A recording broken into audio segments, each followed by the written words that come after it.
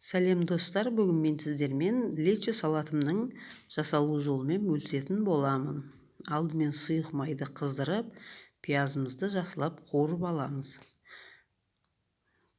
Баклажанды алдын ала турап, тұзды суға жарты сағаттай бұрын салып қоямыз. Себебі баклажанның өзінен бөлінетін заттары болады. Сол зиян заттар шығып кету үшін.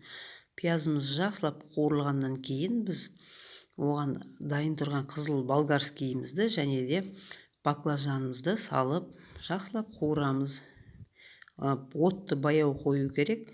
Жақсылап қуырылғаннан соң 10 минуттай қуырылады. Содан соң біз оған сарымсағымызды саламыз. Сарымсақты мен ұзынша етіп турадым. Бұл әдемі көріну үшін сарымсақты салып 15 минуттай баяу отта қуырамыз.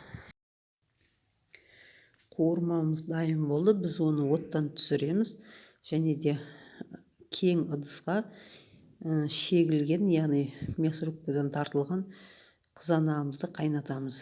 Ол жарты сағаттай, яғни 30 минуттай қайнайды.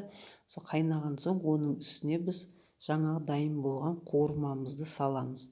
Екеуін араластырамыз және де осы екеуі араласқаннан кейін 40 минуттай қайнаса бізде салатымыз дайын болады.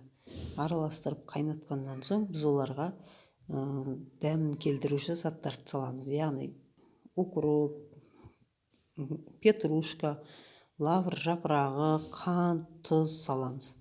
Қант пен тұзды әркім өз талғамына қарай салады. 40 минуттан соң біздің салатымыз дайын болады. Банкаларды жақсылап булап, қақпақтарымызды қайнатып, біз оларды құйып, жақсылап жауып алатын боламыз. Мен 15 килограмм қызанақ жаптым және де ол 12 литр шықты. Сізде осы салатты жасап көріңіз, өте дәмді болды. Видеом пайдалы болса, тіркеліп, лайк басып кетіңіз. Және де мен алдағы уақытта түрлі салаттарды шығаратын боламын. Ас болсын.